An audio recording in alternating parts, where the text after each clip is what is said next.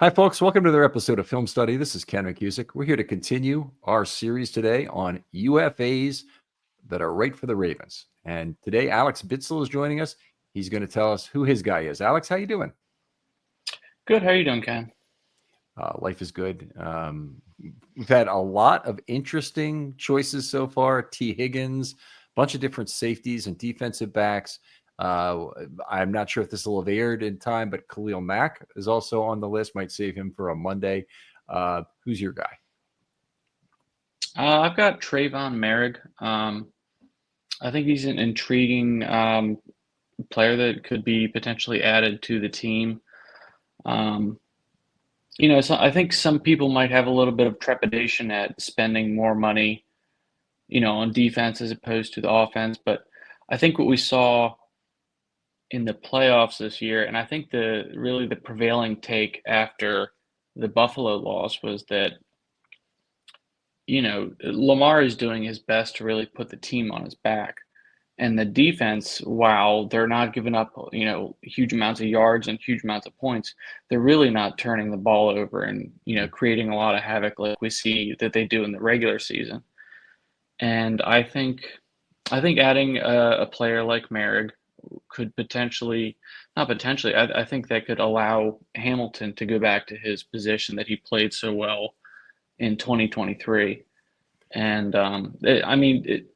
Kyle Hamilton obviously had a all-pro season last year, but it was not quite what his 2023 was in terms of, turnover, splash plays, TFLs.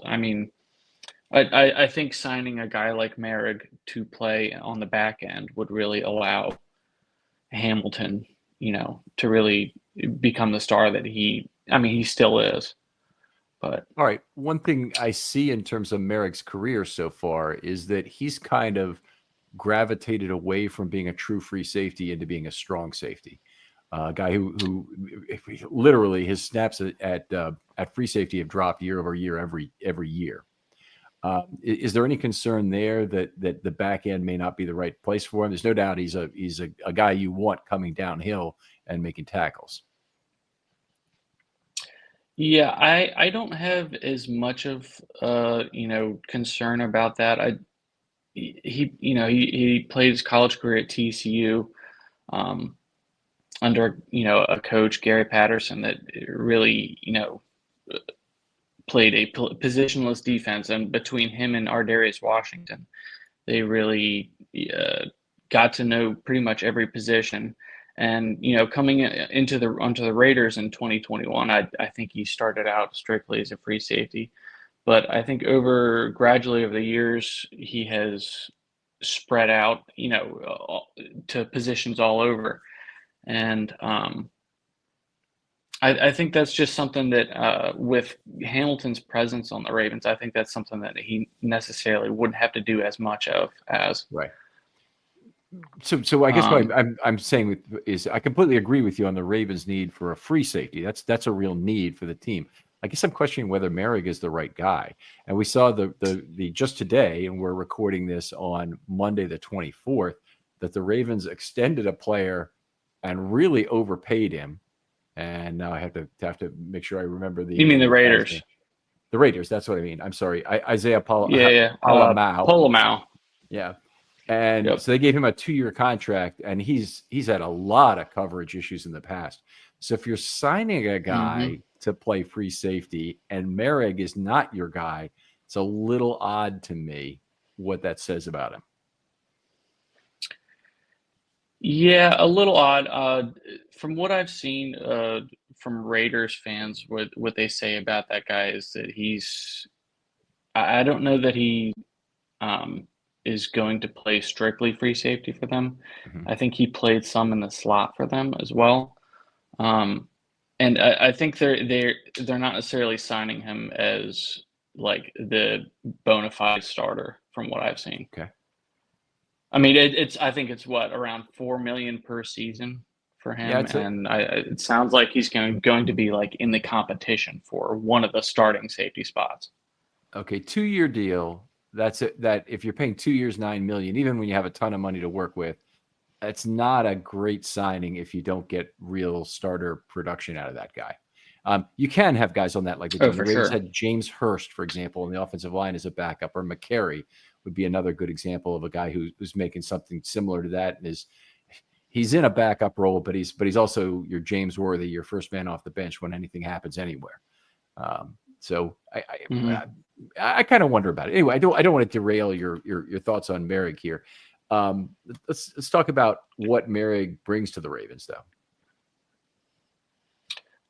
I think versatility. I think between a trio of Moehrig, Hamilton, and Washington, they really have the optionality, um, in terms of who can play over the slot, whether it's Hamilton, Moehrig, or Washington. That I think it gives them optionality in terms of not committing to having Humphrey full time in the slot. Mm-hmm. And I think the trickle down effect, in terms of what it would do for the defense, is what intrigues me, because if you're not committed to having Marlon Humphrey in the slot full time, and if he can bump outside to corner, which maybe that's not his best position anymore. Maybe, we saw last year he created a lot of turnovers in the slot, but maybe you're not spending high draft capital on an outside corner now. Okay, that's a And really I good think point. I think that's potentially something that people, if they sign a guy like Merrick, as a starting level safety, um, I think there's more to the story than simply, hey, we're signing a safety. I think it's, all these other moves that can be in succession behind it, in terms of moving Hamilton to more advantageous spots, and it reshapes the secondary. Okay, I like that. I think that's a very logical reason to get him, particularly if you got a really another high quality safety. He can address your concerns at cornerback because you have other guys like Ardarius and like Hamilton who can take over the slot role. Um, I'm personally not in the market for another hyper versatile guy because I don't think the Ravens need versatility at this point. I think they need good players at individual positions, particularly at outside corner, and probably not at slot corner.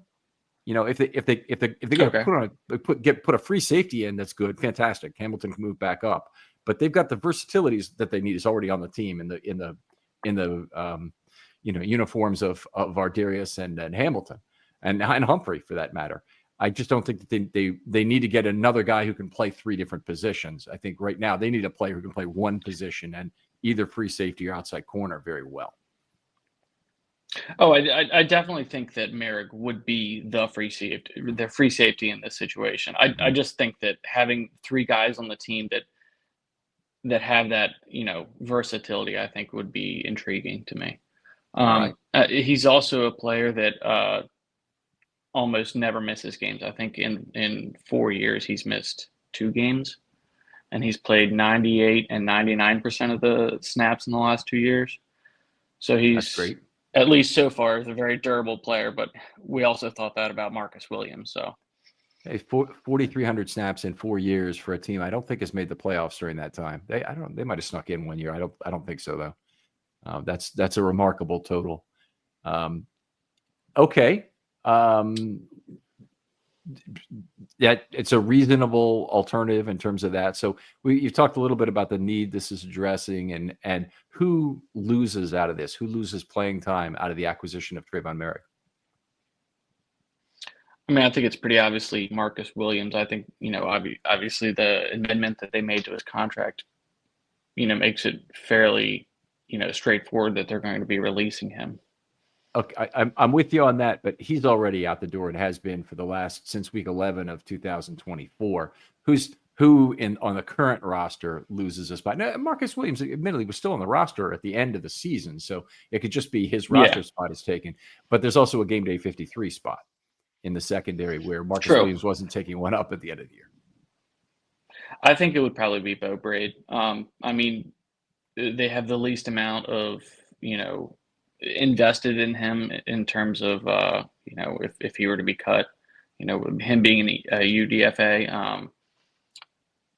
Yeah, I mean, that would put them at 5 safeties on the roster. If I think they there would were have, 5 safeties last year with Marcus Williams, but he was inactive for most games. So I think it would be the same amount. it'd be, I think it'd only So be it's, four. Actually, be Kane, Hamilton, Ardarius Washington, and Moehrig. Right? You're saying if is there another one? yeah, I'm not. active. That's only four. No. No, So I was just saying if he were to take Braid's spot.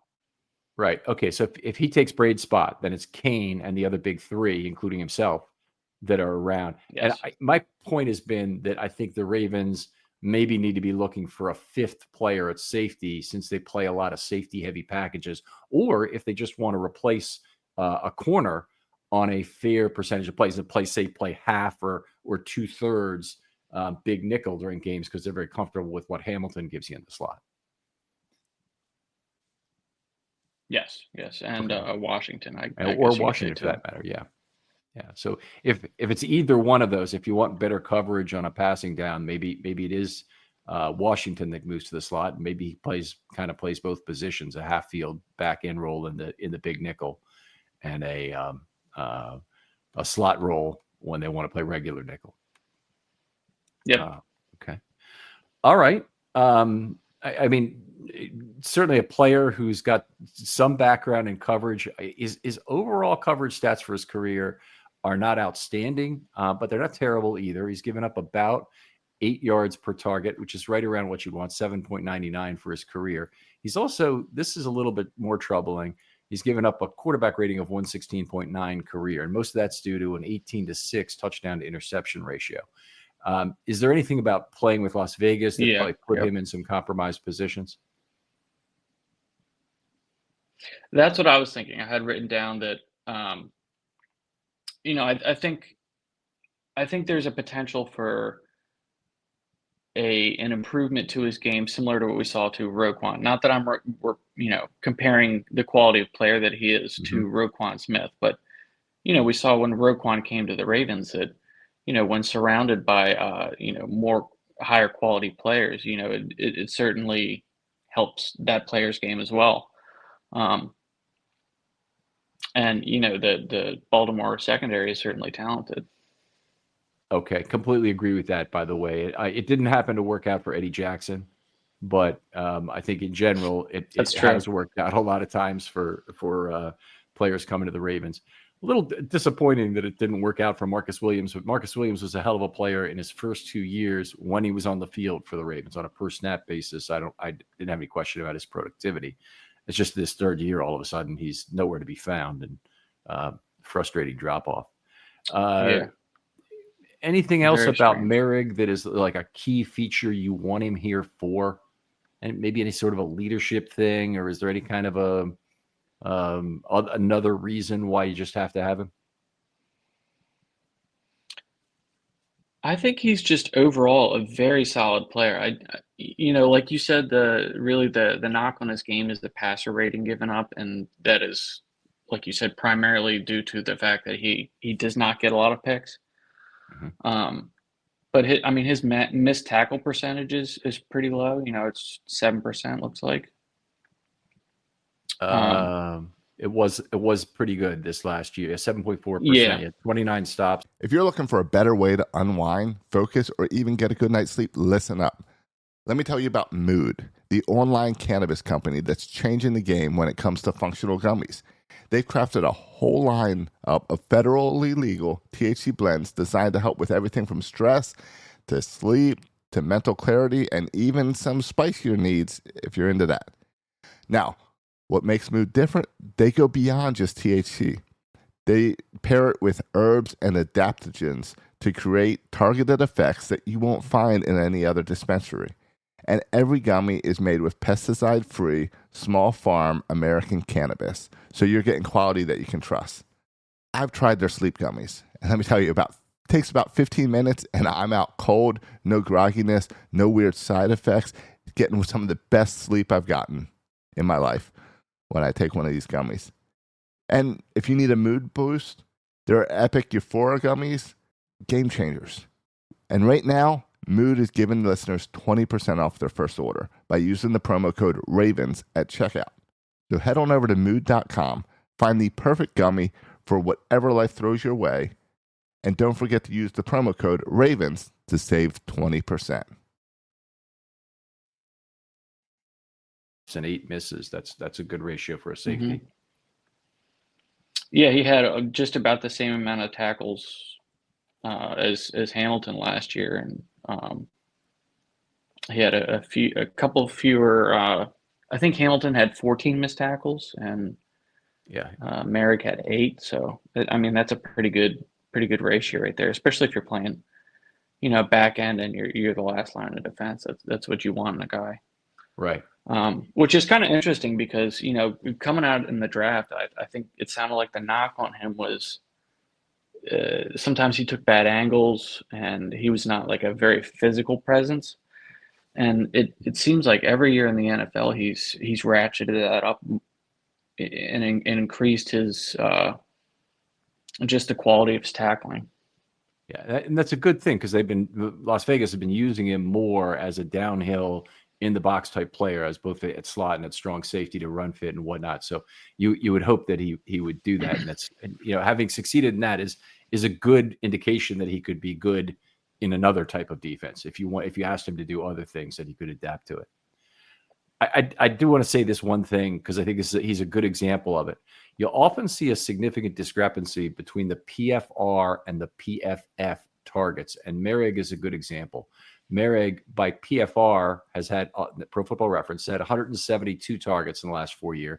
By PFF, he's had 151. That 21 target difference, which is, it's what 13% or something of the total, is targets between level 2 and level 3 that PFF more frequently attributes to the underneath player, to a linebacker who is dropping to cover between level 2 and 3. So Moehrig's targets, probably as a lot of people would see it, would, if anything, be understated by the PFF metrics. However, he's not any worse. He's in fact better in terms of yards per target by the PFR method. And that wasn't true of Eddie Jackson. Eddie Jackson, the last 4 years, had 10.0 yards per target by PFF, but 10.4 when you looked at PFR. In the case of Moehrig, his numbers, his yards per target, actually improved using the higher number of targets under PFR. So he's at 7.6 instead of 8 over that period in the same number. So he is a player that I think at least the division of targets for PFF didn't work out in his favor, which leads to that passer rating that we quoted earlier, the 116.9. So anyway, the PFR numbers, the PFR numbers are what I've been going by, and you're right, because I think the passer rating against was significantly higher with PFF. I think PFR has him at 92. Yeah, 99. PFF 99.1. It was over 100. I'll just say it's 99.1 over the last 4 years by PFR and 116.9 by PFF. So it's a very significant difference with the additional targets. Yeah, huge difference between level 2 and 3. That's actually very unusual, I would say. I have not seen a lot of safeties that have gotten that much help from looking at it. All right, you got me more interested in Tre'von Moehrig from this discussion. Now let's go to the most important part. What are you willing to pay, Alex?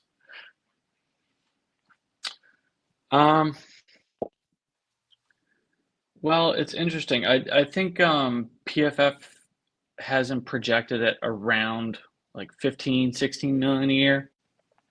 Really? I personally think that's I personally think that's a little bit high. I think in terms of like similar players, similar contracts, I think he's closer to somewhere around like 13 to 14 a year. I think a guy like Javon Holland is probably going to make a decent amount more in AAV and free agency just because he gets more interceptions. And I think that will be a knock on Moehrig's game that will potentially bring his price tag down a little bit. Can you justify? I don't think he's going to set the market in terms of safeties. Can you justify paying a safety $13 million a year, the bottom end of your range, saying in terms of AAV, when you're about to pay Hamilton 20, and have all that money invested at safety would be the obvious point. Exactly. I think the way that the Ravens have been paying their defense, uh, they've been scrimping on edges, and they've been drafting their corners. Now they did pay Humphrey, and I do think that he will be extended this year, hopefully before free agency. But I think paying your safeties and drafting your corners is a good strategy. Okay, so you're saying I just the free agent value could be higher at safety than it could be at corner, where you can really pay through the nose for an outside guy. exactly. All right, I'll buy that. And if there's a position that we know that the Ravens can draft, it's corner. They hit on a good percentage of their corners. Yeah, particularly especially when when they take them drafting early. high. Yeah, Exactly. day 1, day 2 corners. They haven't been as lucky with day 3 corners. They've Pepe and JAD both were kind of didn't work out. Mhm. They've had other guys who kind of worked out. Kennedy comes to mind as a late round pick that kind of worked out a little bit, but Shockey Brown, I don't think we'd say was a real success here in Baltimore. I have to go back to look at some of the other late round corners they've drafted. They traded. Yeah. Say it. I'm sorry. Say again. Stevens even, but Stevens was a third He's round a pick. That's 3, not really second, day 2. late rounder. And I wouldn't. So The Stevens pick is a third, given what they got out of him. It's kind of a I shame think that they he had a got good bad value year. out of him. They got a starter. They got a guy who ate a lot of snaps. I think they got enough value out of him. It's just it's prospectively he doesn't look like a value given the last year was his worst. That also, by the way, is something I would point to here for Moehrig. His last season, from a coverage standpoint, was probably his worst. Do you think you should get a discount on him at this point in his time? Well, hoping to. exactly. Well, that was my thinking. Is I don't think he's gonna.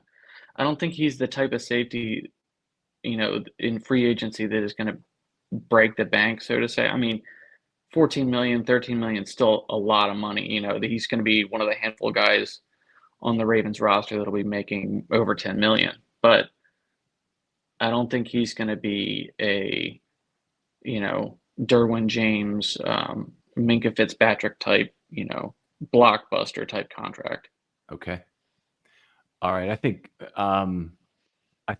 I'd be a pass at 13 million.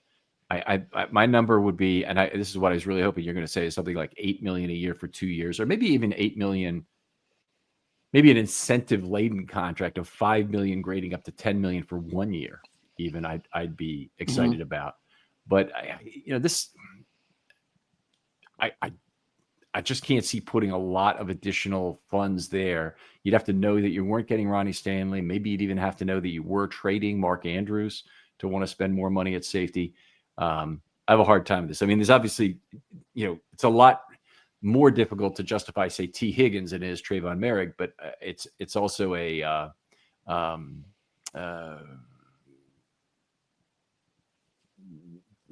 think neither of them is particularly likely to happen. Our guy who did T. Higgins, Eric Pizza, wanted to pay him $35 million a year, basically for 6 years, which would be $210 million contract effectively.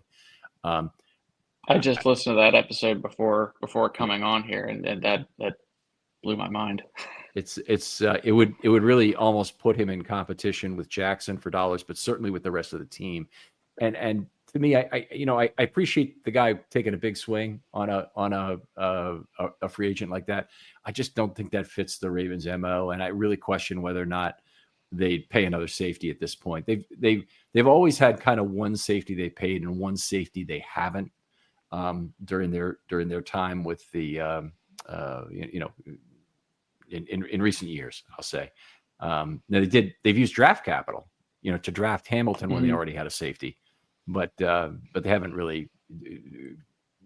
I'd have to think back pretty far to the last time they were really paying 2 safeties at the same time. It might have been Rod Woodson and somebody. I'm not even sure who that would have been because it might have been the late 90s. So really, really have to think about who that might have been. I mean, they really haven't drafted, outside of Hamilton. I don't think they've really drafted safety all that well, which is odd considering how well that they draft corner. Ed Reed. I just mean like, they've gotten Sanusi Kane, they Matt Great. Elam, they've taken swings on drafted safeties. And I have a outside different of the feeling first about round, that. really? So yeah, because Ozzie was the master, the absolute master of getting dime back talent or cheap safety talent. And if you go back, the guys they drafted, they all ended up being pretty good dime backs. But Chad Williams, they got Corey Harris cheap, but he was a free agent, but they got him very cheap. If you go on, Haruki Nakamura coming in, and they had Chuck Clark, of course. Anthony Levine was a UDFA who they made into a pretty good safety. They had a 7th round pick in '96, Ralph Staten, who came on and played a couple of years for them and had, I think, 5 interceptions as a Raven. So I think they've done very well getting cheap safety talent. I think they could do it again. I was actually hopeful that they would draft a safety late, and maybe one where I didn't know who it was, so that it would be some secret from a small school that they liked the guy better. And then they ended up drafting Kane. I did know that much about him in terms of him not being a guy who really fit the bill as a back end safety. And that's where I think the Ravens, the any sort of versatility I want has to start with a guy being able to split the field on the back end. Yeah, they missed Geno last year. Geno's another good one. But like you said, Geno, he had I think he led the league or tied the league in interceptions in 2023. And he made peanuts, on the open market. Mm-hmm. Well,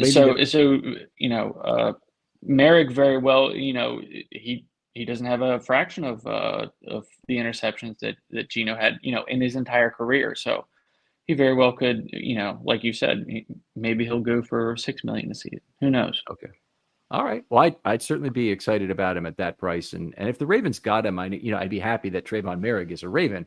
I really wouldn't be excited to pay a lot of money. But Alex, I really appreciate you coming on. Good amount of research for this. I appreciate that. And really appreciate all the questions you give us on the various shows we do. They're always very thoughtful. And by the way, folks, you really need to tag Alex into your conversations. Where can they do that? My handle, I believe, is a.bits, and I think that's the handle. That's it on Twitter. But if you tag him into a conversation, I guarantee you'll get some good back and forth going on there. Really appreciate you taking the time to come on and do all that research. Other folks out there, still time to get in this UFA show. So if you have a UFA you want to propose, hit me up. DMs are always open. I want to hear from you. And a lot of them have been taken, but I'll get back to you very quickly, and we'll get recording within a few days.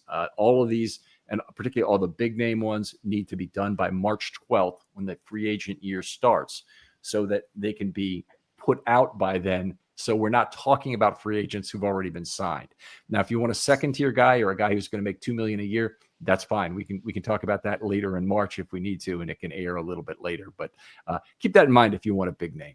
Alex, thanks again for joining me. And we'll talk to you next time. Thanks. Great to talk to you, Ken. And we'll talk to you next time on Film Study.